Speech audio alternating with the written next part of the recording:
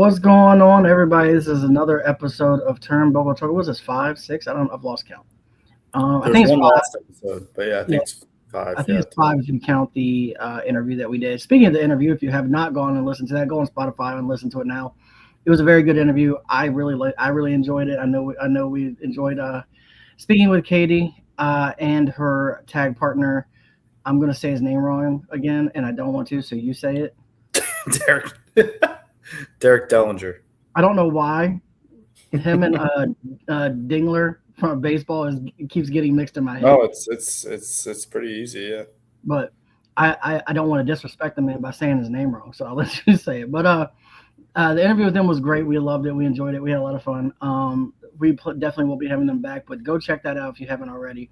I personally think it was a great interview, and we only scratched the surface of all the things we could talk about. We had so much more we could have talked about. And it's so easy talking to both of them, so it made for a great thing. And picking their brains is awesome because they've been on the indie scene, both of them on for decade or more. So they have a lot of experience on the indie scene. Katie has had a lot of success also getting on Raw and on AEW, so she's kind of been everywhere. So check that out when you get a chance on Spotify. We appreciate the downloads, anybody listening to those. But jumping into this one, we're going to do we might talk a few seconds about I will get to that in 1 second, NXT, but we're going to jump in this. We're going to do SmackDown, but we're not going to really break down SmackDown. We're just going to talk about it briefly because it's the show that was leading in the Night of Champions, and all we really care about is all the results from that. So we're going to go do the breakdown of Night of Champions, and then obviously Raw, because Raw was equally as big with all the things that happened. So we're going to break those two down. We do have icebreaker question, then we'll have a few things that we touch on SmackDown, but other than that, we'll jump into it. But let me first show the question. Yeah, sure. Yes. What you got in NXT week? Now's a good time to ask it. Oh yeah. Oh, you want to know what you said? You go ahead and type it out. We'll let Pat ask his question first. Okay. There. Yeah. Okay. Yeah. No, I mean, I might even take his question. So, but the icebreaker today was, which actually is just a good name for this. It's just a nice, simple name for this opening segment that I like to do. Is growing up, and you can't say any of the quote-unquote big four. So you can't say Mania, Rumble, SummerSlam, or Survivor Series. No, you can't. Because growing up, those kind of like the top 4 pay-per-views, I guess. Would you agree with that, or would you put anything? No, that's right. Okay. So not including the big 4, what is your favorite I guess now they're called PLEs, but what is your favorite for any reason? Name what it usually happens on the show. Favorite pay-per-view other than those 4? For me, I was a WCW guy. Okay, yeah. Totally fair. So, Maybe give both. Give me a WCW and your WWE. Mine's pretty easy for WCW. I'm gonna go with Starrcade. Wasn't that like the WrestleMania, pretty much? Pretty much, yeah. They didn't really have Starrcade. It was I was between that and Bash at the Beach, but I'm gonna go with Starrcade. Bash at the Beach was kind of awesome considering they actually put the ring out on the beach, which was kind of cool too. But Starrcade was mine for WCW. Just remember a lot of memorable moments at Starrcade. A lot of big Sting moments, obviously, which is another reason why I would like it. A lot of Ric Flair and Sting at Starrcade. It was a lot of fun matches growing up to watch. I mean, WWE, it has to be WrestleMania. I don't think there's a way I can get around it. But if I don't add WrestleMania to that, then I'll go with, let me think. Maybe I'm gonna go with Money in the Bank. Yeah, I feel like that's a popular one. Hell in a Cell's a good one too. When it used to be its own pay-per-view, was a good one, but they don't really do that anymore. They just have Hell in a Cell matches, which kind of transition into some things. But I would say that Money in the Bank is if my wife does never watch wrestling. She only watches when she happens to sit around me when I'm watching. But she loves she calls them twirl-a-whirl guys, like people like Kofi Kingston that fly around the ring, and she calls tables, ladders, and chairs the Chutes and Ladders match. So those are hers is TLC. The But shoots and ladder yeah, match. she calls it the shoots and ladders match. I love that. No, mine's King of the Ring. I don't know. Growing up, it's definitely not as big as it was when we were growing up when we were younger. But like, I mean, I remember when it really like I listened to Stone Cold recently and talk about because we had talked about that too. He was talking about his win because that was originally it was supposed to be Triple H, but then the whole Click incident happened, and he was the one who got punished for that Yeah. because Scott and Kevin were gone, and Sean was Sean. Um, but like Austin talks about it, like how the King of the Ring used to be. If you were winning the King of the Ring, that usually meant like Billy Gunn, like that usually meant that they were going to try and like make you a big deal.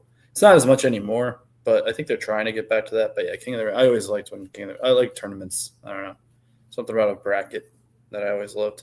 That's fair. I have a lot to say about King of the Ring, and if anybody else who watches other podcasts, if you hear me and you go back to them, it's fine. But I have a lot to say about a lot of other podcasts and some of their opinions that they've put out there. But we'll save that for when we get to it. True. I may drop. Oh, it's right there. NXT's question. But yeah, so NXT's question I'll jump into. With Hell in a Cell being announced, what is your favorite Hell in a Cell match? I know Pat's already. I'll give mine since I already know Pat's. I'm going to go Cactus Jack versus Triple H with Cactus Jack getting thrown off the roof. I'm curious to know which one you think I'm going to say. You're going to say Shawn Michaels Undertaker. Oh, yeah, that's true. Cactus Jack and Triple H is good though too. Yeah, yeah. It's funny that neither one of us would pick the Mick Foley Undertaker because, I mean, it wasn't really a match. It was more of just a spectacle. It was just watching a guy almost die like 3 times. Yeah. No, but I think actually the 2 that we picked are probably the 2 best, like in terms of like actual matches. You know what I mean? Yeah. And then selfishly, I have to put Taker and Triple H with Sean as the referee as up there. If you wanted to put the caveat that you couldn't take Undertaker or Triple H or Mankind, then I would go Cody Rhodes and Seth Rollins when Cody Rhodes had the torn pec. Ooh. Oh, yes. That was disgusting.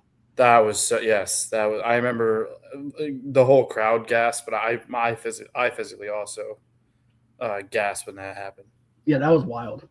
Because you can't fake that. No. Oh no.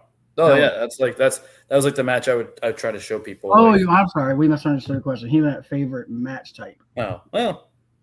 That was still fun. We gave you bonus answers. Yeah. That's a good question. I thought the same thing that he was asking favorite Hell in a Cell. So you get two for the price of one. My favorite match type is I Quit matches. Ooh yeah. That's up there for me, but I'm a sucker, kind of like Jen. I'm a sucker for anything with a ladder, like TLC ladder matches. I think having to climb the ladder to win just creates so much chaos. Yeah. I mean that, and it doesn't happen. But I loved casket matches growing up. Yeah, they were back then. There was a they scared the crap out of me as a kid. For me, yeah, I mean Undertaker with the casket matches, like it's kind of hard. The aura that was around that was something extra. Or buried alive matches; those are fun. For me, I say I Quit, and it's mainly 2 matches. Both of them involve John Cena. John Cena versus Randy Orton.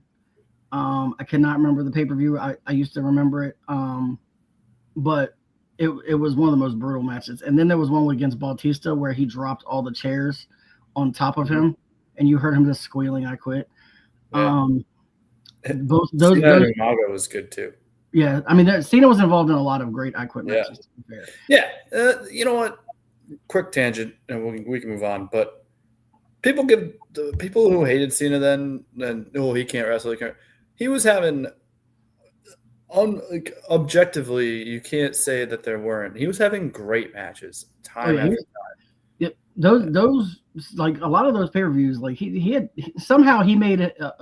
Him and Brock Lesnar, who both have 4 moves each, somehow would put on monster pay-per-views, and they would go back like 3-4 straight pay-per-views, and all of them would be great matches. There would be none of these squash matches that you see, with the exception of maybe the 17 suplexes or whatever he did that one time. Yeah, that was awesome. When Suplex City was born. I mean, that was awesome. It was. I look, as a Cena guy and a guy who hated Brock, I still thought it was an awesome. It was still awesome. It was so cool. As another one of those like what is happening matches. But yeah, no, great questions, and honestly, we answered one that wasn't even supposed to be a question, but I thought it ended up being good. It's a great question. Oh, there we go. All right, Pat. And by the way, still live now. I think we'll probably keep running lives for a little bit. Yeah, I mean, it makes sense for now. Yeah.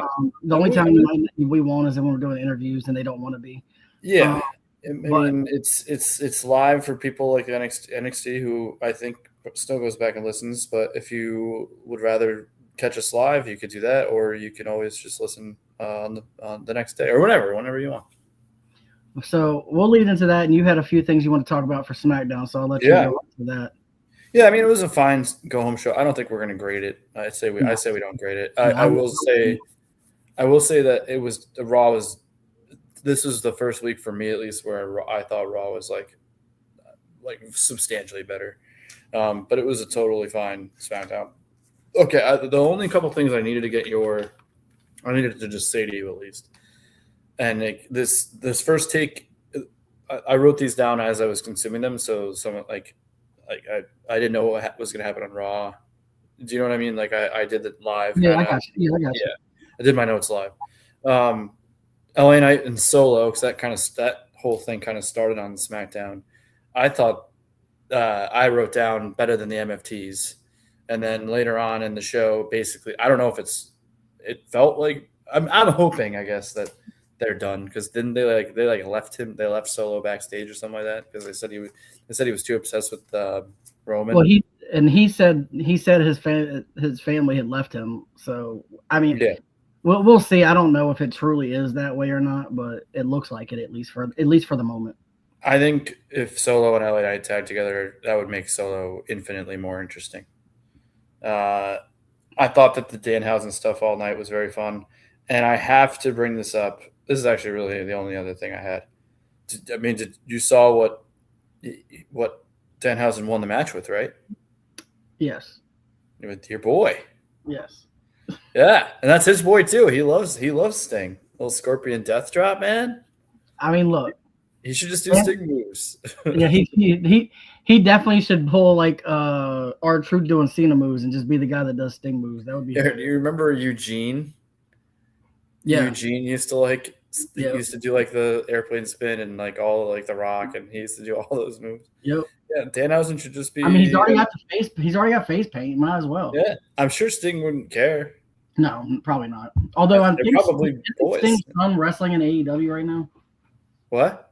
I think Sting's son is wrestling in AEW right now. Really? Oh, I didn't know. And he wears the Sting face paint and everything. Oh, that's awesome. That's cool. Because Sting came back and signed, but he's not wrestling. He's just like his manager or something. I don't know how much. He's like retired. He's right done, now. Isn't he done? Yeah, he's not wrestling anymore. Yeah. He's just there.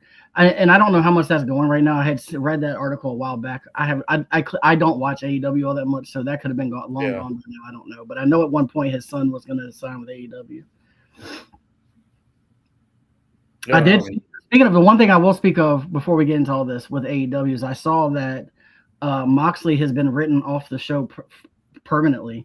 They've pretty much canceled all future plans with Moxley. That was announced today. So we might be getting Dean Ambrose back in WWE. Why? Did you see why? It did not say why. It just said they have officially announced they have canceled all future plans with Moxley. That's all they said. I know he went through like substance stuff. I mean, rumors have been swirling like crazy of him leaving anyway. So it's not all that surprising, but like I don't know what this is about. That's interesting. I didn't. Well, yeah, like I'm not. It just popped up. It was a newsfeed that popped up that I read that literally came up today, and then I think C Money also sent it to me. So he got it from a different source. So I don't know. I'm seeing that he's supposed to appear tonight. Unless that's also 40 minutes ago it was reported he's on the show tonight. But I don't know if that means I don't know. Yeah, I don't know. Because I just saw it both ways. I just saw a post saying that they scrapped all plans, and then I just saw that he's advertised for tonight. I saw it from multiple sources, which would make me believe it. I mean, this was Sportskeeda Wrestling, which is usually pretty reputable. And it says AEW suddenly scraps all plans of Jon Moxley. So I don't know. Maybe he's gonna have to get written off tonight then. Yeah, so I don't know if he was planned to be there and they've changed it and they just haven't changed that, or if Sportskeeda got some bad information. But usually, what they report is true. It's usually they don't usually just do rumors. Yeah, I mean he's gonna have to. It appears he's gonna be on the show tonight, and it's not even for his title because he's still a champion.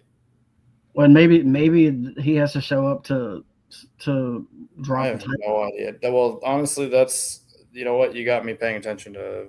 AEW. Yeah, I mean, I was planning on paying a little bit of attention to see what happens with that. Yeah, gonna have to impact on WWE. Oh yeah, I mean, especially after the promo, which we'll get. Could you imagine if he comes back and he challenges the winner of Seth and Roman? Yeah, the promo on Raw was huge. That would be wild. Yeah, I don't know. We'll have to monitor that. We'll report back next week, hopefully with more news on that. That's huge if that's true though. But next, we'll jump into Night of Champions first. It was pretty awesome.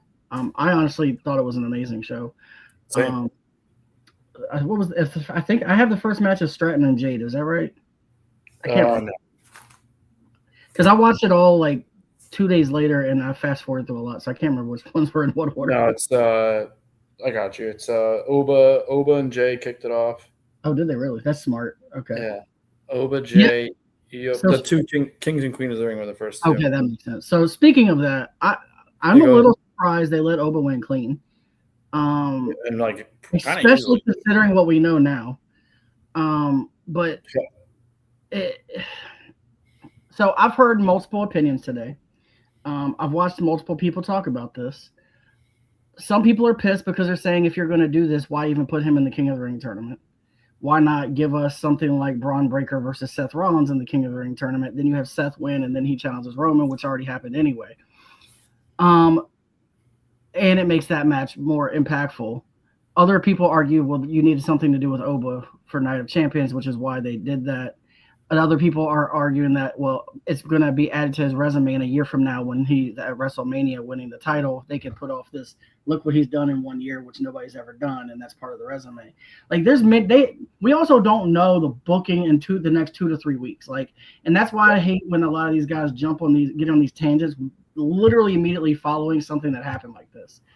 So it's like you're just these guys were using like strong language too. They were very pissed off about a lot of things, and I'm like, and some of these are big name guys that do podcasts like that have millions of followers, and I was like, dude, I don't know their booking. You claim you think you know their booking, but like clearly at this show tells you that you don't know their booking. Yeah, because the show was very different than any other PLE I've ever watched. Yeah.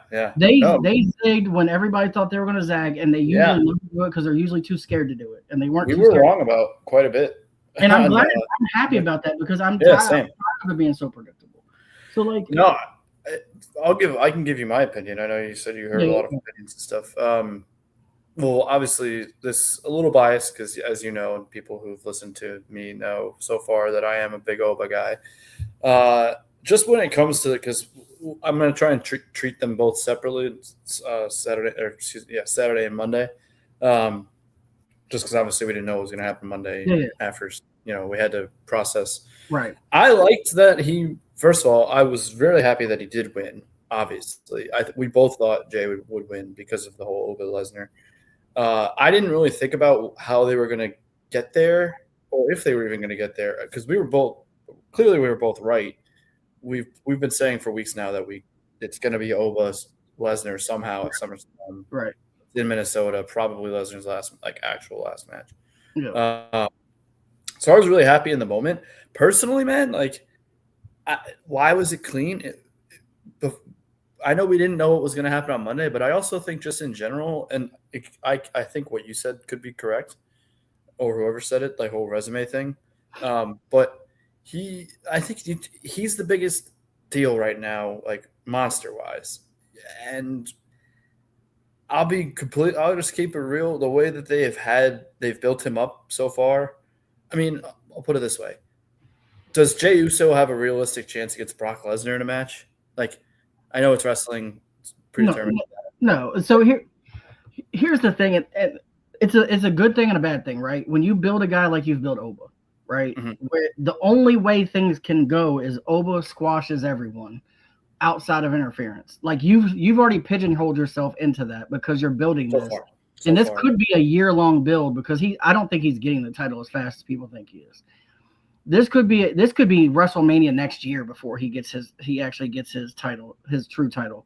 I could be wrong. Maybe he gets it in another pay-per-view or two. Or maybe we'll talk about this later. There's other theories that are going around, but maybe that's another thing too. But like, you pigeonholed yourself into this. So that's one argument of why did you put him in the King of the Ring tournament to begin with? Because you knew that was the only way you could end it. If there's only two ways you can end King of the Ring tournament, either he wins and he kills him, or Brock Lesnar interferes to help Jey Uso win. Those were the only two outcomes that you had. I personally don't care that they let him win. I understand that they want to. This is just another way to build him up even more to say he won King of the Ring, right? It's something they can't take away from him. A lot of people are saying it's kind of null and void now because he's not using it to get the title. Which they're basically making an X Factor Money in the Bank type match where you're just getting a future title, and not a title at SummerSlam.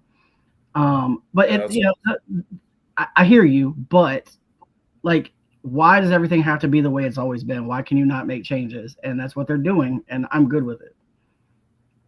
Oh yeah. Well, I mean, I think that this is certainly something different. Him just straight up. We'll get to Raw, but I mean, I thought that promo between them was awesome. I think what it comes down to too, though, at least from where I'm sitting, is take away all of our predictions, and we know how wrestling works and all that. Take that all away. I think if you are just a casual person, you look at Oba, you look at Jey, and you say what we both said, which was the only way he wins is if Brock interferes, right? Like in your head, whether it's pre-scripted or not, you look at Oba and you look at Jey, you look at the size of these guys. It's like, okay, how is this little Jey how is he gonna beat Oba? It's only gonna happen if Brock interferes, which is what me and you both said. Correct. And then, so I think that played into him just winning. What I'm thinking too, and I think you will probably agree with this, I don't even know if they had much of an idea of what they were going to do with this. I think the only thing that they knew for sure was that they wanted Brock and Oba at SummerSlam. How they got there, I don't know. They might have figured it out the night of. I don't even know. That's true. I don't know. I feel like they did. Like, you've got people who are making 6 and 7 figures that are Hollywood writers in this room. You would think they would have had a better plan than that, but here we are. Yeah. Maybe they still do. Like, again, there's things that could happen that would make all of this make sense. And that's why I got so irritated by a lot of, and it wasn't just this that I got irritated by comments about. There was other things that they talked about too. But like, I don't have a problem with him winning straight up. I don't have a problem with what we are going to talk about on Raw. I don't have a problem with any of that. Yeah. I just think we need to give this a little bit of grace. And let's see what they do over the next couple of weeks is all I'm saying with this specific storyline. I mean, I know they're going to be building to the Brock Lesnar stuff, but I think there a lot more stuff will unfold elsewhere that will tell us how this is going to go. I think it's a dumb thing to overreact about. I agree. Yeah, especially when a lot of these guys with like the night after are just blowing the top. Even if you love Jey Uso or you hate Oba or vice versa, like, there's no reason to be like, why did they do this? Why did this happen? Why clean? We're getting some different stuff right now, and we just have to they have a month to build to SummerSlam, which, like, as you said, it's definitely number 2, and some would even say now that it's 2 nights, it's creeping up on being right there with Mania as the most important show. Let this all happen so fast. Yeah. I think it's been good recently. I think we're getting some curveballs that we didn't necessarily expect. Why don't we just give them another? Why don't we revisit this after at least next week? Let's watch another SmackDown and Raw, a non-go home SmackDown. Let's watch a regular Raw on the build to SummerSlam. And if the poop hits the fan, then we can all yell at everybody and yell into the TV or yell into the screen. All these big podcasters, they can scream and tell you how they knew it all along, and this is stupid or whatever that they say. I don't listen to any wrestling podcast other than Turnbuckle Chuckle. Yeah, I to bring it back to Night of Champions because yeah. So the next match was the Queen of the Ring, which was Io versus Liv Morgan. I know that you probably loved the fact that Liv lost because Danhausen cursed her. I mean, look, Liv asked for it. She got what she deserved. I'm also glad they're not going the double champ route. I'm not going to say I don't care about you. I do. She's fun to watch and she's good. There's other people I would rather see have the title than her, but you know what? I'm okay with Io winning. She's extremely good in the ring and she's fun to watch. So I was good with the result, and I think that having Danhausen involved made it a lot more fun. So that's kind of where I was at with that match. It was a good match. It was also a very good match. Like up until the shenanigans at the end, it was a very good match. Yeah, because I'm not gonna edit that out. I just want to apologize for my loud dog, but it might happen again. So sorry if you just ran off the road listening to us because of that dog. Yeah, no, I mean, yes, I think, and I also, in a funny way, I think that Danhausen curse leading to Liv losing is not only perfect and actually works because of how good the curse has been. Yeah, and also like Liv is perfect to like play up on the whole curse thing too. Yeah, 100%. I agree. Yeah, so I mean, fine match. I'm happy. I do like Io. I think this is almost on a very smaller scale. Let's wait and see what happens because Io can have a good match with anybody. We saw later in the night a certain story that might be brewing with Charlotte. Yep. You know, who knows what's next for Io? Could be something crazy. So no, it was a fine match, and I really like that Danhausen curse Liv. I think that's going to be fun. Yeah, I think so too. And it's probably going to end up leading to the breakup that we all see coming anyway. So it makes sense to use that to cause the breakup. Yep. Next was the cage match. That match was crazy. Yeah, really liked it. People complain about that one too. I don't listen to any wrestling podcast, but I obviously have Twitter. Please go at Turnbuckle Chuckle and just bet subs while you're there. But I saw a lot on here like people hating about weapons being in the cage. Like, come on, bro, chill out. The point of a cage though, like anything goes. Like, yeah, if they can somehow find a way to get weapons in there, let them use the weapons. Who cares? Right.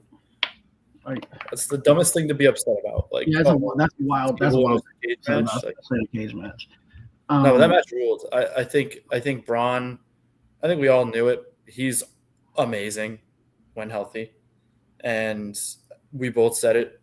One of the matches we actually pretty much got completely correct was that Seth needed to win this one, and I think that we saw that both at Night of Champions and then on Raw. We saw he needed to win that, and it's gonna create some cool stuff, I think. Yeah, so I like I said, I don't know if there was any hate in that match outside of that. I can't understand it because I agree. The show they put on in that match was phenomenal to me.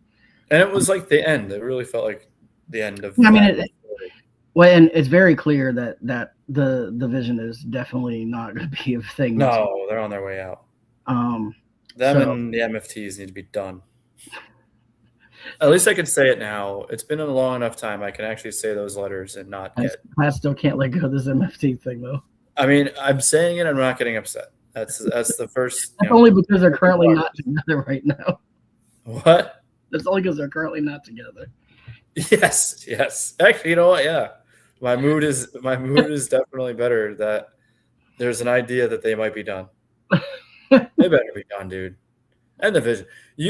I'm coming around to because you said this when we first started. Like, basically, just the vision kind of sucks, for lack of a better term. Yeah, they kind of suck. They're not doing anything anymore. They're over. I mean, Austin Theory in your group, you're not going to be great. I do love Austin Theory. I think he's great, but I did see a funny clip that he was like straight edge his whole like life. He had his first drink ever recently with when when him and Logan won the titles. He had his first ever sip of alcohol. Bad influence, Logan Paul. I mean, bad influence. Let the kid. Now. Theory's probably a raging alcoholic on his way out of the business now. I mean, he got squashed by Joe Hendry on Raw, but whatever. Joe says no. Joe did say no. Oh man, but yeah, great match. If you're hating on that, you just got a big dump in your pants, in my opinion.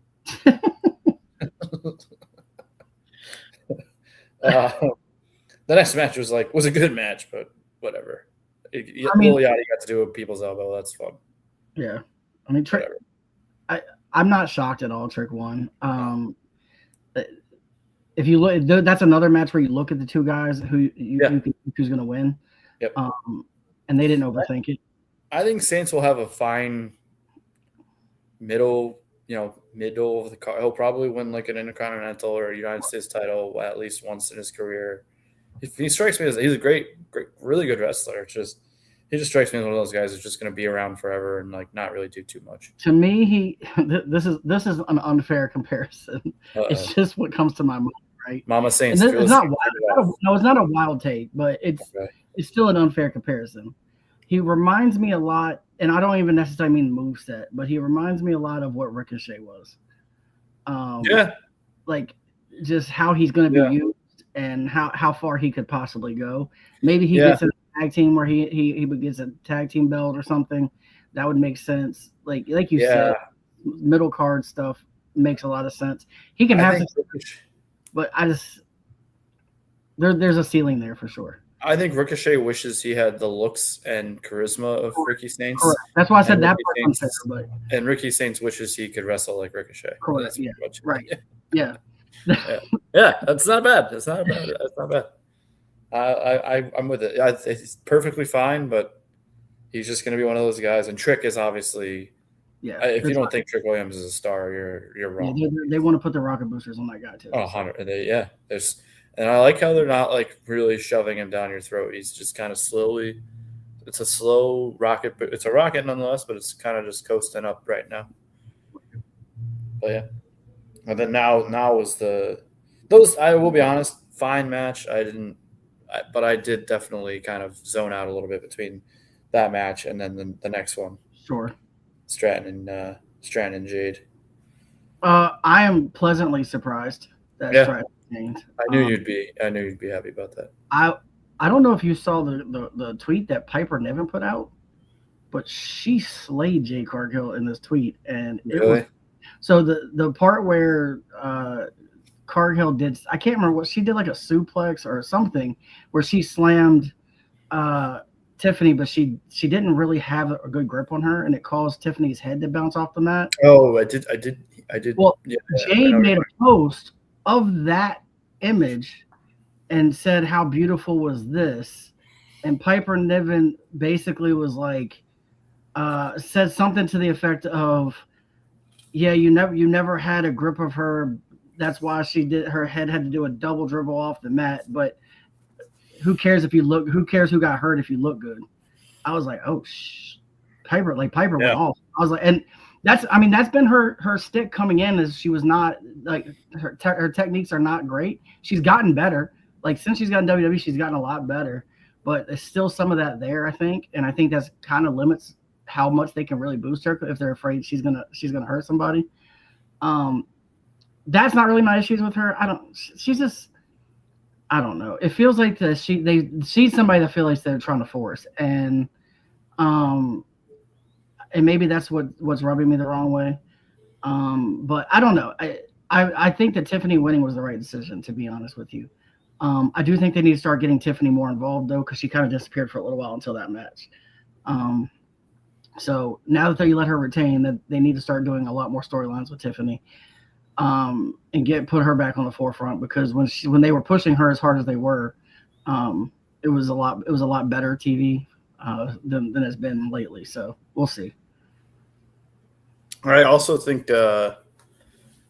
Stratton won. I think the result opens the door for a lot more things than if it had gone the other way. Yeah, I agree. And obviously we saw we're going to get Charlotte and Jade probably at SummerSlam. And I actually do not mind. I don't think that needs the title on the line. It doesn't. I think that's really Jade's. That's the biggest test of her career. So I think what you do is whoever wins that match ends up being the next person that goes after a title. It's like you make that almost like a number one contenders match. You don't call it that, but that ends up being what it is. It's the person who wins that is the next step is to go for a title. Yeah.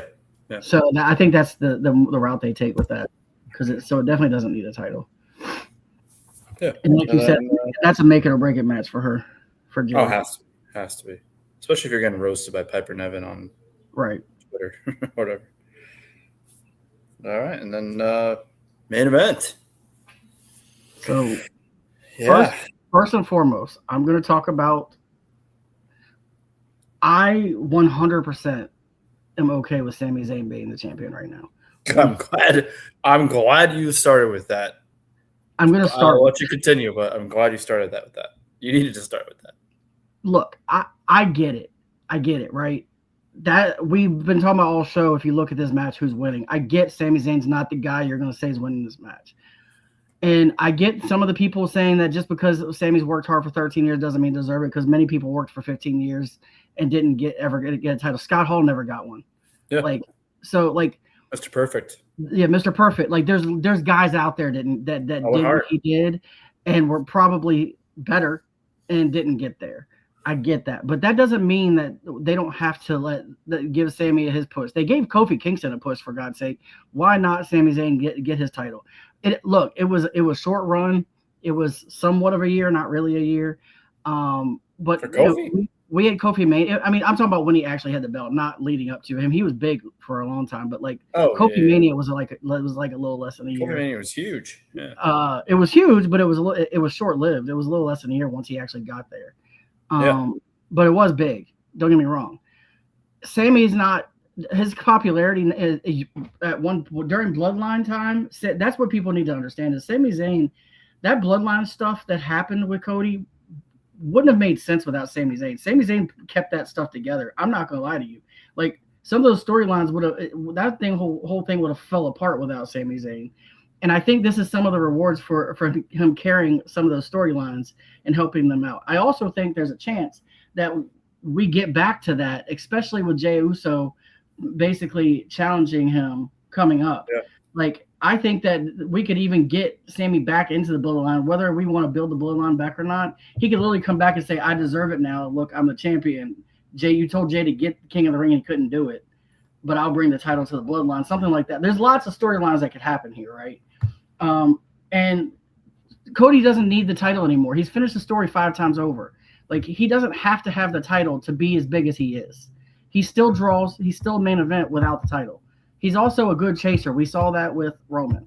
Like he's a very good guy to chase the title. Some would say he's more popular when he's chasing than when he has it. So and Gunther, I've given my opinion on Gunther. He was the last person I wanted to win in this match. You did say that. To me, it's boring when he has the title. It just is. Like technically, he's one of the best wrestlers they've got right now. I get it, but. And I will admit that, but he's still boring. Like boring is boring, regardless of how good he is. And I just don't see many good storylines with Gunther. But with Sami Zayn or Cody, there's many that could be great. So look, if he lose, I will tell you one thing. I will hate this if he loses to Jey Uso at SummerSlam. I will hate this then, because then it makes no sense. The other thing I want to touch on before we even get into the rest of this match is the rumor. There's a lot of rumors of this happening.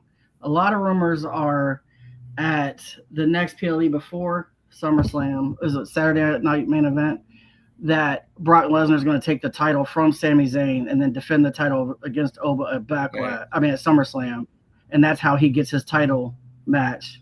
I hope. I just don't like it. It's stupid. To me, that makes no sense. I would rather you have this big match, send Brock on his way, in Hell in a Cell, have this crazy match, and then take from that and then lead into a huge title run, leading a month or two build up into a title run at another PLE makes more sense to me.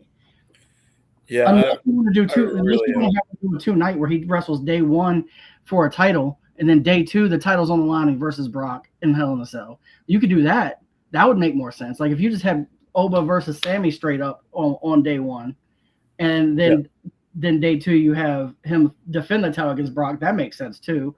But I don't like the idea of Brock squashing Sammy after he gets his title immediately after, and then just dumping it immediately to Oba. That to me is too much. That would literally be like what Brock did to Kofi. It would be. And if that happens to Sammy, I would be very, very disappointed. Very disappointed. I will say Sammy did make a comment that no matter what happens from this point forward, nobody can take the fact away that he was a champion. So a lot of people are taking that to mean that he knows that he's going to be dumping it. But and I really, really hope not. I love Sammy. I've been a Sammy guy since, mid 2000s, well before he was in the WWE. And just very cool moment. I posted a genuine reaction I had to him winning, just mouth open, couldn't believe it. And just the match I thought the match was great. Yeah, the match was awesome. They really did it really well, and I did not see the ending coming at all. I certainly thought it would be either Cody or Gunther. You said everything. I don't really have much to add other than, Cody doesn't need the title. What we think is going to happen, or at least what's being reported is going to happen, is Punk and Cody. That it's always been the plan for SummerSlam. Punk and Cody. That doesn't need the title. And I would be good. I would be totally fine if Oba did night 1, use his King of the Ring to challenge Sammy, and then he wins, and then that'd be way better than Brock. I agree. That to me that makes makes for a better story than Brock. Yeah, Brock getting is an unnecessary step in all of that. Yeah, I really hope that. I just have to reiterate, really hope that doesn't happen. Because one argue the only reason they do that is to make Brock look bigger, to make the squashing of Brock. One more title run. There's a lot of reasons that they can convince themselves to do it, and that me and you would be like, yeah, but that still stinks. Look, there was so many spots in this match that were actually really fun to watch. But the ending was great. So the ending was awesome. Double crossroads. Yeah, the double crossroads was awesome. The multiple reversals. There was I can't even count how many reversals on that match. But there's one other guy, and I don't watch these podcasts, right? They come up on my TikTok sometimes when I'm at work and just letting it scroll. Vince Russo, who's one of the bigger podcasts, his take today was the biggest joke I've ever heard in my entire life, because he said it was one of the worst champions of all time. Did you see Val Venus, what he said? No, I didn't see what he said. Oh my! I don't know. I'm not going to read it, but go find what Val Venus said about it. He's crazy. But does anybody realize that Vince Russo was a champion in WCW? Yeah. And he actually was the worst champion of all time. So him calling Sami Zayn one of the worst champions of all time was kind of ironic to me, considering that man had a title. And then who was it that beat DDP way back in the day? It was I can't remember. Well, David Arquette was the champion. It was David Arquette. Right. Yeah. You have David Arquette winning a title from DDP, and you have Vince Russo winning a title when people didn't even know who the heck he was. And you're telling me that Sami Zayn was the worst title. Like you can't be the guy that says that. Like if Bubba Ray wants to say it on his podcast, there's a little bit more legitimacy to it, but you can't be the guy that says that, because you literally, to me, were the worst title champion of all time. So I hear some of these guys and I'm just like, you can't be serious right now. And I do find it funny because it pissed me off. And then I saw a comment. I can't even remember which wrestler it was, but it was another former wrestler that got into it and basically was saying kind of the similar stuff, saying the take was pretty bad, and the fact that you are this torn up over Sammy winning the title says more about you than it does Sammy or the WWE. So I don't know. There was so many wild reactions to this. I'm shocked about the wrestlers' reactions. the bad ones, because there's a lot of. I'm sure you saw that too. A lot there of was wrestlers a lot of good ones, but that were like really really spoiled. Because I mean, Sam, he's been around forever. I mean, same as. I mean, look,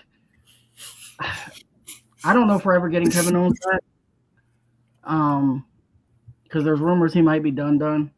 Who? What's that? Sorry. I don't know for Kevin Owens. I don't know if we're ever getting him back. Oh yeah, I don't know. I know he wants to come back, but there's rumors that he might be officially done. Yeah. If he does come back though, like that reunion, I hope they embrace the reunion of them and not have them going at each other again. At least they'll probably try and do both. Yeah. I mean, they'll do both because that's kind of their thing for 15 or 20 years, whatever it's been. Yeah. But I did see his comment, which I thought his comment was perfect on that situation. And I think his comment kind of described how majority of people felt. Yep. And again, I don't know if it's just because it was Cody. I know that Russo was a Cody guy in the beginning, and maybe that's his problem. I think he's more of a Gunther guy now. Maybe that's his problem. I don't know. Like, it is what it is. Yeah, and that's I didn't want to say that, but it's very true. Again, this is another situation. We talked about it. Let the booking do what it's doing and see what happens. Like, we've already talked about multiple ways they could go about it. There could be two matches for Oba. And like, people are like, well, Hell in a Cell, there's no way he's going to wrestle. I said, well, you make that the second night. You don't make that the first night. Clearly, if he has a Hell in a Cell versus Brock Lesnar, they can't have a night 2 where he's wrestling. In Minnesota. But he could literally squash Sami Zayn in day 1 in a like 10-minute match and then easily go into Hell in a Cell the next day. Yeah. Like, it's one other thing too. I kind of, for whatever reason, I was looking at wrestling through this, for the last week, was and I think people forget it because you mentioned like let the booking kind of do its thing. A lot of, for these pay-per-views, especially coming up now on one of the bigger ones, there's a lot of stories that are that end and ended at Night of Champions, right? It does. Because now from those ended stories are going to now come new stories. Correct. And that's the booking. And like it's a show, and it's also like you could complain about how those stories ended, but it's like if you read a book or watch a movie, right? You could complain after you read the whole book or after you saw the whole movie, and then you have every right to then be like, oh, that was bad. I didn't like this. I didn't like that. I like this. I like that. But I don't think you could do that with the new stories. Like, right. you have to let the new stories that they're trying to tell now be fleshed out, because there's a reason why they're happening the way they are. There's a plan for them to go some way. If at the end of the plan you didn't like it, go on your podcast, go on your show like us, and say that you didn't like it. But give it some time, man. And just give it a couple of shows. The only other thing I'm going to say on this, because we got to get to Raw, but the only other thing I want to say on this is he also tried to claim that Sami Zayn being the champion is bad for business. First of all, you need to look at where they were at. They were in Riyadh. Sami winning in Riyadh is good for business. Why? Because the WrestleMania next year is in Riyadh. So they're trying to build rapport, and they're trying to give these guys something that they want, and then they can have these kinds of builds now for them. Sure, at Clash of Champions, they didn't let Drew McIntyre win. I get it. At Clash at the Castle, like, they didn't let Drew win at that. I get all that. Like, they don't always let it happen, but that's why it's good when it does happen where it's supposed to happen, like, because they don't do it all the time. So, like, kind of like NXT said, you're just trying. You're not understanding wrestling. You think your opinion of the way it's supposed to go is the only opinion, and that's the stuff that pisses me off. Like, you're allowed to have your opinion. Just like everything I just said is my opinion. You're allowed to have it, but if you're just doing it and you're not willing to accept other ways of being right, to me, you're just closed-minded, and it annoys the crap out of me. And the fact that you have a platform that you do irritates me a little bit more, because like it feels like it's wasted. It feels like it's wasted. Maybe because he's hyperbolic, that's why he has the following. I don't know. I think a very small but good example of what you just said in action is you and Oba. Right. When we first, and again, only 5 shows. This is episode 5 or show 5. So but we had talked wrestling beforehand. But first episode of this, you you did not like Oba. You didn't like the shtick. You straight up said that you just were not an Oba fan. But me, who was and still is, you never once were like you don't get wrestling because you like Oba. Right. And now you're even starting, because you kept your mind open. Now you're starting to see, okay, maybe I can get down with some of what Oba's doing, because you're letting it. You let him breathe. You let him go, and it could have gone the other way. You could still and on the opposite side, Gunther. You've seen plenty of Gunther since we started the show. You still have the same opinion. That's totally fine. Yeah, that's totally fine. Actually, my opinion has actually gotten worse on Gunther. Exactly. I actually somewhat I wouldn't say like's a strong word. I somewhat tolerated Gunther at one point, but it's just like the whole Legend Killer 2.0 crap bored me. I don't know, and maybe I'm a little better at how Cena's ended with him. I don't know. I didn't like him before that though, so it wasn't that. That was nailing the call. Yeah. And I understand that was Cena's call, that wasn't Gunther's call, but that's not the point. If you're going to talk wrestling, for me, just because I always knew that Oba was good, I always admitted he was good. I just didn't like him. He's doing more on the mic now, and he's doing a lot more now, which is why I'm starting to like him, because now I can buy into this character. Before it was just gimmicky, and now it's actually a character building, which is why I'm starting to grow on him. Yeah, but like I said, you never said to me, "You're wrong." Oh yeah, no, I wouldn't. And I have opinions that sometimes are extremely strong, but I still would never tell somebody that theirs is wrong. Yeah. That's why we do this. A big platform, and you're saying that your word is true, like a Russo. I know he's big, whatever. He doesn't care what we say. No, he doesn't. You're wrong, Russo. Yeah. Just shut up. He'll never hear this, so I don't care about that part. And one day I hope he does. Even if he does, please comment on how stupid I am. I'd love to hear it. But we can move on to Raw, because we didn't spend 52 minutes. We haven't gotten to Raw yet. That's okay. It was a big weekend. I mean, we don't as much on Raw. First, we need the Great Night of Champions. We haven't done that. Oh yes, good call. I'm going to A. To me, it was an A. Honestly, it's not just to have a different score. I'm going to go A-, and the reason being is those, despite being totally fine. I mean, I'm on Piper's side though when it comes to maybe a little bit on the Jade side, but those two matches that I kind of zoned out for make it an A- for me. I'm going A just because of there was so much shock in this, and it wasn't just Sammy. There was a lot of shock in this.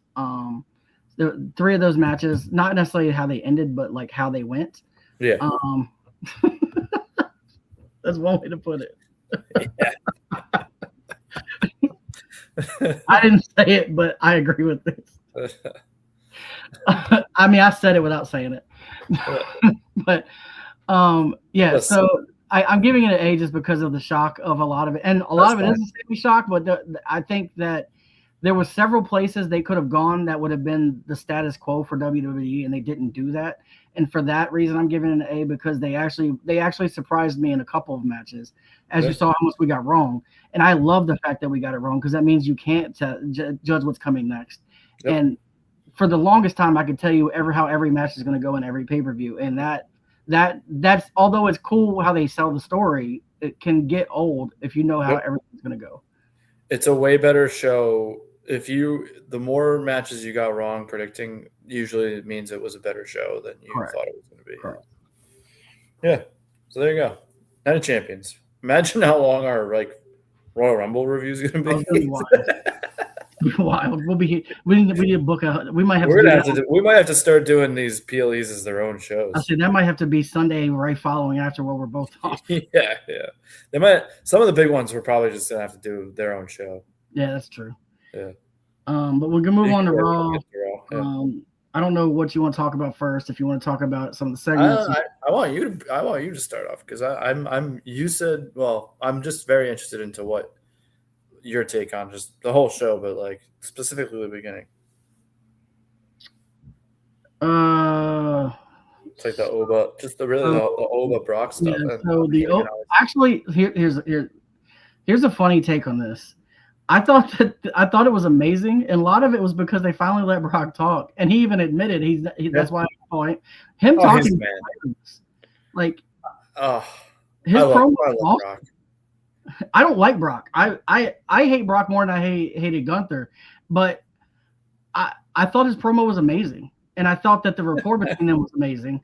I also love the fact that Oba's the way he speaks said cat and rat instead of cat and mouse, which was hilarious. Yeah, I like that. Yeah. Said, what did he just say?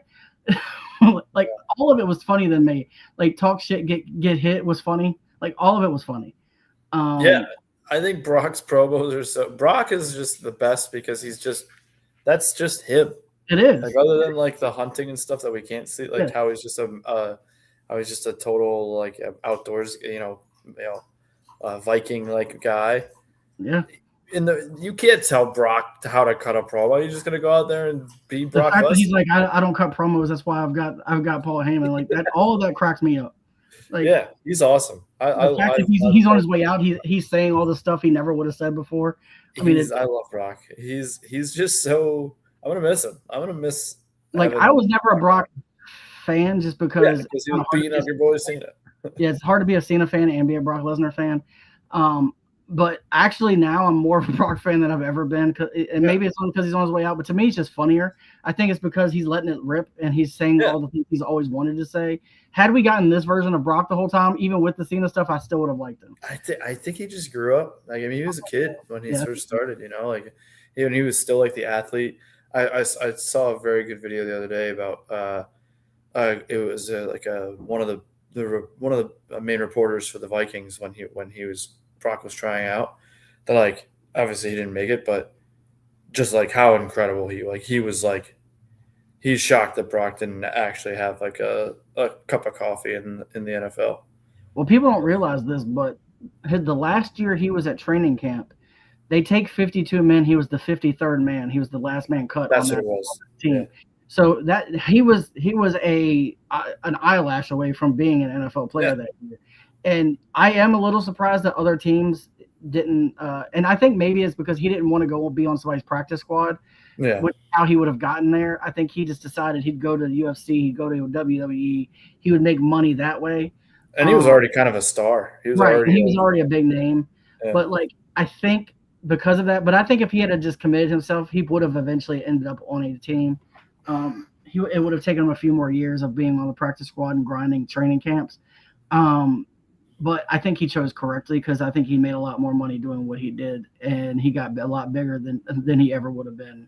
I think my next icebreaker might be just best sounding names for a wrestler. Brock Lesnar's up there. Yeah, Brock Lesnar's pretty good. That's a really good. This guy's gonna kick your ass. So is John Cena for that matter.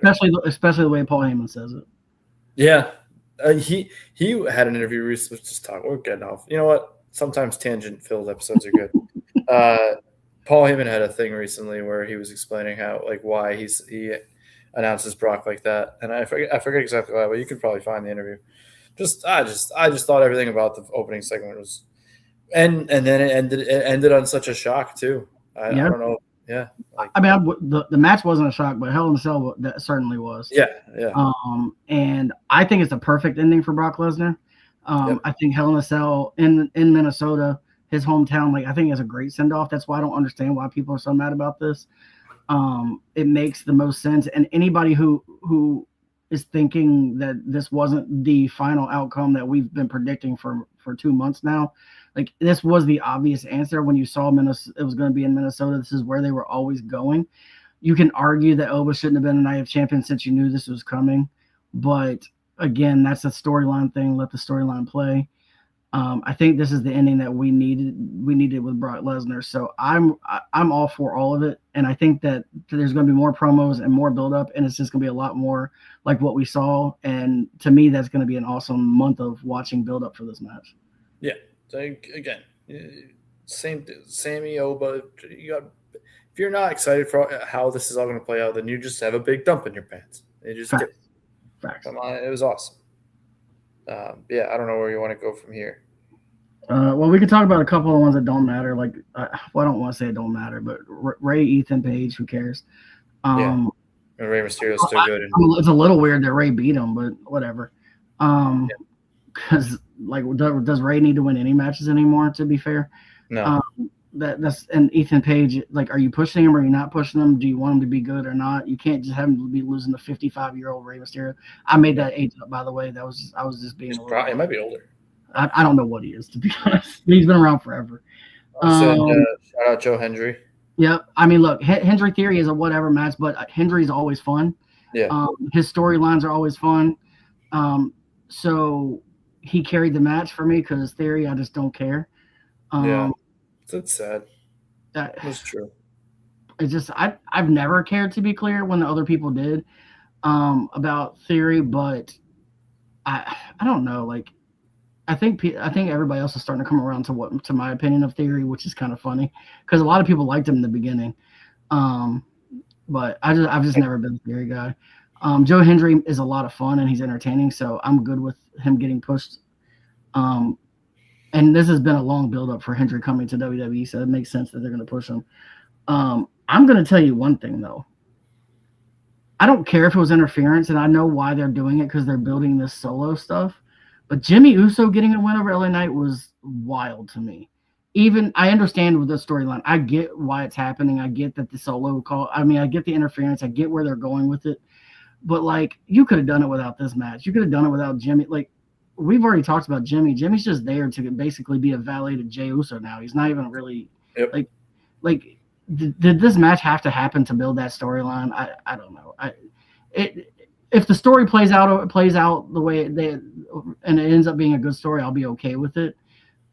This wasn't like a deal breaker or anything for me, but I just didn't like I part of it is I don't like how LA Knight just keeps getting shoved down.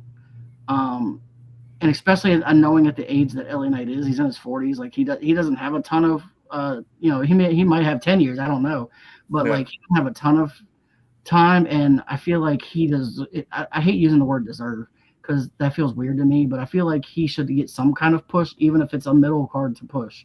Like, you can take him and give him the U.S. title or something like. I don't care. Give him a title at some fashion. I'll be okay. Yeah. I don't want it to be a tag title. I want it to be a solo title. But give him a title and let him have a run. I think it'll be entertaining. I think his promos will be awesome. And whatever matches you have with him will be great. So I seeing him get squashed even in an interference match just irritates me. I don't know. Well, it also, speaking of solo, it also did set up that again. It did. So, I get the reasoning for it. I just think they could have done it without this. Yeah, I don't like when LA Knight loses. It's a kind of, especially to a guy like, no disrespect to Jimmy, but you said it. He's just like a background character.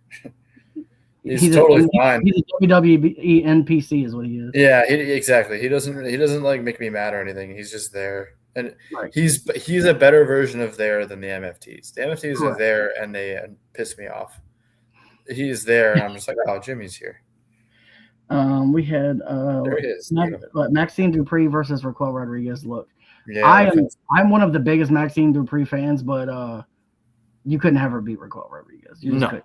So I get it. I'm not mad about it at all. It made that match made total sense. Why the match happened, you can argue whatever. But if you're gonna have the match, then she's got to win, and it can't be really all that close to be completely honest with you. Like, I give Maxine credit because she went from not being a wrestler at all to actually serviceable as a wrestler, and she's very entertaining with promos and stuff like that. So, I give her credit in that fact where she just didn't stay a manager. Let's see, what else do we have? The Chad Gable JD McDonough match was actually really good. Yeah, Gable rules. I'm so glad. Well, he does, but JD McDonough was really good in this match too. Like, he's good. I don't like JD McDonough, but his ability in the ring is amazing. Yeah, 100%. And now he almost killed himself doing that Spanish fly because he literally almost spiked himself head first. Yeah, on his head, yeah. But other than that, the match was pretty awesome. And I like that they're just kind of they're just Gable's just he's still getting really good reactions, and they're just being like, just go be Chad Gable, just go be an awesome wrestler. I will say, but see, like what they're doing with Chad Gable right now, why can't you be doing that with LA Knight? Like all this mid card, do that with him and build him up that way. Stop having him get squashed for bigger stories. Like it just that's what I mean though. Like you can do this. That's a good point. That's a good point. That's a really good point. If you don't, he could just be winning matches and being cool. Right. until they have like something instead of losing matches because of a bigger story. I actually really agree with that. I really agree. The only thing about Chad Gable I don't like is his new music. It's his old music, or It is, but I mean, did they redo it? I I might not have think been able. I thought it was redone. I think it's the same but different. I don't know. It's kind of lame to me, but it is what it is. I still love Chad Gable. When he came back, it was back to American Alpha. I think it's still American Alpha. Whatever it is, it sounded weird. It didn't sound like American Idol. It sounded. I'll double check because sometimes I can't hear the theme because of the reaction.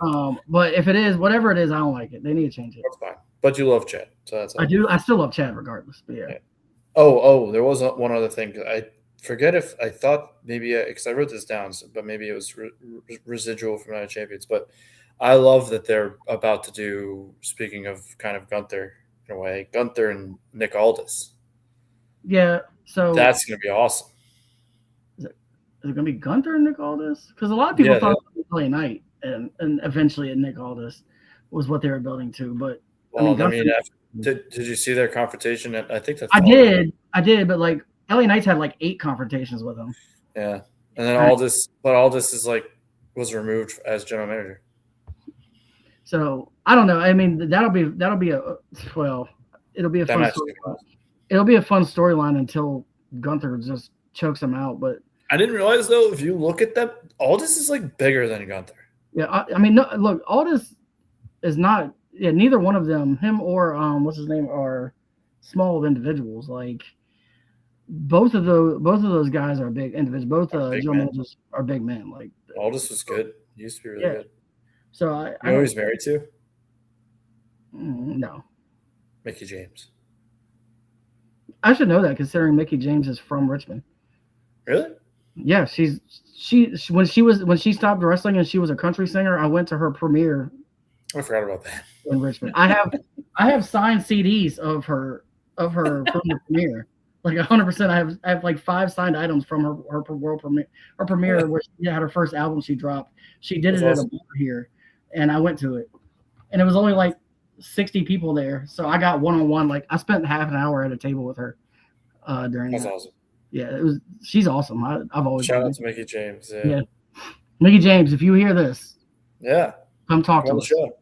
Yeah. I was the fat guy at the bar in Innsbruck. There you go. I'm sure she'll know exactly who you are by that description. I don't even know if she's around Richmond right now. Yeah, who knows? Yeah, I feel like she was in a Royal Rumble not too long ago. She was, and I don't know if she's like at any of these other. I don't know if she's wrestling still like at TNA or something. I don't even know. I haven't paid attention a lot to what she's been doing lately, but I'd love to hear about it. If you want to come join us on an interview. Yeah, well, you know what? New segment. Mickie James tracker. What is Mickie James up to now? That's right. Anybody in the chat, please hashtag Mickie James come to Turnbuckle Chuckle. Shout out Mickie James. And then was after Gabe. That was it, right? That was the last match. Yeah, that was. Yeah, the last match. You had was it what did they call it? Chaos who attacked EO. Is that what their name is? Is that what they call themselves? Oh yeah, like the BFAB and Mishin. Yeah, I think it's called Chaos or something. I don't even remember. Yeah, I'm gonna look this up because it's gonna bother me. But better than the MFTs, whatever it is. It's nothing worse. Nothing. I'd struggle to. It would be difficult to come up with a worse name than the MFTs. Trying to think. What was some bad stable names or tag team names back in the day? I can't think of any. I don't even know what I thought it was Chaos, but I don't know what the hell it's called. I can't find it. They even have a name? They have a name. They have a name. Whoever they are, they attacked EO. Yeah. Then you also had Danhausen do the whole Dirty Dumb. Oh yeah. The powder in the face. The Knicks jersey. Yeah. The Knicks jersey, and then Raquel Rodriguez coming back and taking the jersey back.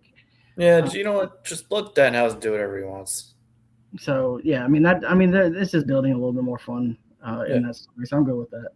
I hope that he Danhausen and Endzone Cass. You said Endzone Cass should be with somebody, didn't you say? Well, I didn't say it. I just heard rumors of how they would do it, bring them Them back. and Sammy? Was it Sammy? But a lot of what I heard is the real reason they want to bring them back is to try to rebuild the tag division, which to me is kind of ironic. You just let go of some of your biggest tag teams, and now you want to rebuild your tag division. Machine Guns and Usos are gone, but and the White Six and the White Six. Yeah, you let go of like some of your biggest tags, but yet the MFTs still have a job. Like, right, exactly. You could have kept Solo. I get why you keep Solo, but the other guys could go. Yeah, and save like the YS6's jobs or something. Just let the MFTs go be it. And I like NXT, and the NXT does really good work. Shout out Shawn Michaels, but just let the MFTs just go and lose on NXT, or they can go dominate NXT for all I care. Like, yeah, same. Actually, I do care. I don't like them that much. I really don't want them to see. I can't just say I don't care. I do care. I think that. Oh, we also had the Roman Seth promo. I forgot all about that. Oh yeah, I don't know. We're saying, oh yeah, great promo. Yeah, that promo. Honestly, I think it was a lot of. I was about to cause. It was a lot of stuff that needed to be said between them two, because it's all very true. Yeah, and I think it's a real coming to a close storyline. I don't really care which way they go with it. To be completely honest with you, I'm good either way. And Moxley getting involved would be insane. And if Moxley does show up and gets involved after the fact, that would be amazing. He would definitely go by John Moxley. I don't know, maybe. No, he would go back to Dean Ambrose because WWE owns they own it. They still own it. They might not still own it. No, they do. So here's what it's kind of like what we learned in our interview. Oh yeah, where they said you can't ever use your real name because then they'll own your real name. That's crazy. Yeah, I guess you're right. So well, then what about like Cody? I don't know. Well, so like Cody Rhodes is different because he already had a patent on his name, so they couldn't do it. Like before he got to WWE. What about Cena? Did Cena have to do that too? He probably did. Probably, but I mean, Cena never planned on leaving, and I'm sure that his deal leaving out, whether they owned it or didn't own it, like I'm sure he got it back when he left. Who are other guys? There's a handful of dudes that wrestle by their own names. Randy Orton. So, I haven't told you my Randy Orton story. It's not really a story, but my coworker, he lives like 10 minutes away from one of my coworkers, and my coworker has seen him at a gas station like multiple times recently. Just Randy. It's just like, yeah, I'm just pumping gas next to Randy Orton. So there's a very solid chance I one day run into Randy Orton. That's awesome. Yeah, it's pretty dope. I forget why. Oh yeah, because he goes by Randy Orton. That's his name. Cena. Steve Austin wasn't his name. Or was it? No, I don't think so. I don't think so. Although, right, well, whatever. Sorry. I mean, he was stunning Steve Austin in WCW though. So. Oh, I think his name is Steve Williams. No, I don't know. I have no idea. Whatever. Dumb thought, but he would definitely be Dean Ambrose to get back on that, which that would be awesome. And that I didn't really need much to be very excited for Seth and Roman. James Anderson is what his real name is, and then he became James Williams. That's Steve Austin. Huh. Steve is his birth name was Steve James Anderson. And then later legally took his stepfather's name and became Stephen James Williams. Oh, it was Steve Williams. Okay. So there was a wrestler named Steve. He's had many legal names, sounds like. Yeah. That's true. Yeah, no, I didn't need much to get excited for Seth and Roman, but that promo, I wanted them to wrestle right there. I will say Raw was Raw was amazing for a lot of reasons. It was another Raw though that was carried heavily by promos. Yeah. But I'm okay with that. Like, I'm good with promos carrying the show. The matches weren't bad. They just weren't like big ticket. But it literally was the rest. It was right after a PLE, and having the storylines make most sense to push. I think you have to. I think the easiest way to begin new stories is like that. Right. You've got to set up a build for one of your second largest PLE of all time. I mean, of the year. So, like, I get why most of it was storyline generated, but all the storylines that got pushed were amazing to me. So I I'm somewhere between A and A minus just because it was mainly the storylines that pushed it, but I'm still in the neighborhood of the A to A minus. I think I'm gonna just go flat A again because the Roman segment was amazing. The Brock Oba segment was amazing. Both of those segments were exactly what we would want them to be, um, and they both told a very good story. Um, I kind of agree with you. I'm on the fence about the A to A minus on Raw.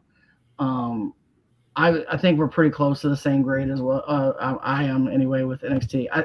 I'm go flat A for both, but I can see A minus for Raw because it was Yeah. heavily promo based. But I know we didn't give SmackDown, but if I had, I do just want to say that if I give Raw an A minus and like a strong, solid A minus, and SmackDown would have been a whole letter grade lower. oh, I agree. Yeah. To me, it's just clearly that Raw they want Raw to be the better show, and they're going to keep making Yeah. Raw the better show, and they put the better talent there. But it also it becomes one of those things though where if Raw has a bad show, it's surprising, and if when SmackDown has a really really good show, it's like okay, cool. Like right. you know, you kind of know what you're going to get in a way. I wish it was a little different. And SmackDown it does have its moments, but yeah, Raw is very clearly being treated as you want to be on Raw. Right. And some people do. Some people are on both. There's also the argument. Another argument with Cody Rhodes losing is they can also make that switch now that he's not doesn't have the title, and that could be another part of the storyline, which is why I that's said true. That's a good point. Let this stuff play out. Yeah, like Vince Russo. I don't know why these guys are gonna be so cynical, and I know that's how they got their following. That's why people watch them. I get it. Like they're trying to hard for us to do that. They're trying to push their following. I understand that, but like, do you have to be such a douche to do it? Yeah. Like I don't need to be right. I just want to talk wrestling. Right. Exactly. I mean, I'll give my opinion. I'm allowed. My opinion is usually loud and strong, but I'm open to being wrong as well. But, you know, whatever. Like they're much bigger than I am, so clearly they know something I don't know. Yeah. Now they also had a head start by being a wrestler themselves, but you know, it's neither here nor there. Yeah. Well, NXT said it the best, and I'll just say it: Vince Russo does suck. He sucks. So, and you're a WCW guy. He like killed WCW. Yeah. Facts. He sucks. I don't care if you hear this, Vince Russo. You suck. I'm gonna go on X and ask Sting what he thinks of Vince Russo. Ask who? Sting. Mr. WCW. Yes, sir. But good weekend of shows. Or I didn't watch it, but NXT had Great American Bash, which I heard good things about. And then I mean we're week one of the build to SummerSlam is in the books, and we're on to getting ready for SummerSlam. I'm very excited. We're getting Seth Roman. We know we're getting Oba, Brock, and Hell in a Cell. Like those two matches already. Yeah. Being in SummerSlam is a great start. I really don't want the Jey Uso Sami Zayn match at SummerSlam. I know it's probably what it is. I know that Uso's already said he's challenging him for the belt. Whatever. Look, if they do it, I pray that they don't let Jey Uso take the belt from Sami. That would be so stupid. I don't care if Sami. I don't care if Sami loses it. To be clear, that's not my issue. My issue is losing it to Jey Uso. Yep. If he dropped it to Oba, fine. If he dropped it to somebody else, fine. But yeah, it just doesn't make sense. But no, I'm not going to get into a whole spiral. We're already an hour and 20 minutes. Yeah. I'll wrap it up and then we'll talk about it next time. But that is in today. So we got a solid A for Night of Champions for me. I think an A. I got an A minus probably for Raw. I'm kind of toggling between the A minus on Raw, but overall, I think though if you put the two together and just give an overall grade plus the storylines building, I would give them a solid A. Like they're doing, I feel like they're doing a very good job. Yeah. I like a lot where that. I mean, I'm not gonna always like it where all the storylines go. Nobody should. But I like where the majority of them are going, and I like that they're doing some things that they haven't done before. So. I can't. It's hard to disagree. I think if you watch Saturday and then Monday and aren't at least a little intrigued by what's going to happen at SummerSlam, then nothing will nothing will make you interested. Right. Unless your favorite wrestler wins at during your favorite promo, you're never going to be happy. Is what you're telling me. So. Exactly. But that being said, we will go ahead and close this out in a whole hour and 20 minutes. Sorry for it being a little bit longer. We got on a few tangents, but there's some people piss you off. You got to talk about it. Yeah. So I appreciate it. And NXT and I can't even speak today. NXT and we jumping in the comments as always. Please make sure you're downloading this episode if you can on Spotify. Most importantly, check out the interview with Katie Arquette. We're really love to get some more downloads on that. I think that was a very good interview. And again, we're going to have another one, so it will help you to learn a little bit more about them going forward. But with that being said, we will go ahead and play you out. You will get our closing music for our other podcast, but I hate to give you nothing, so I'll give you that. That being said, we will play you out. You all have a great day. We will see you next week.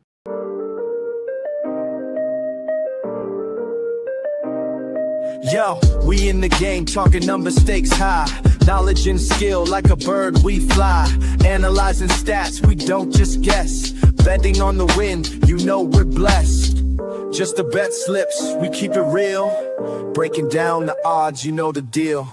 Just the bet slips, we're making plays. Informed decisions, we light up the ways. Chasing that victory, hit the big score.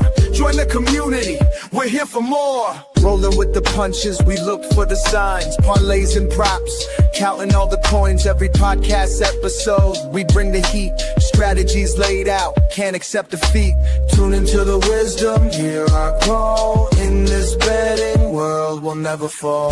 Just the bet slips, we're making plays. Informed decisions, we light up the ways. Chasing that victory, hit the big score. Join the community, we're here for more. On this gambling journey, we ride the bet. With just the bet slips, you ain't seen nothing yet.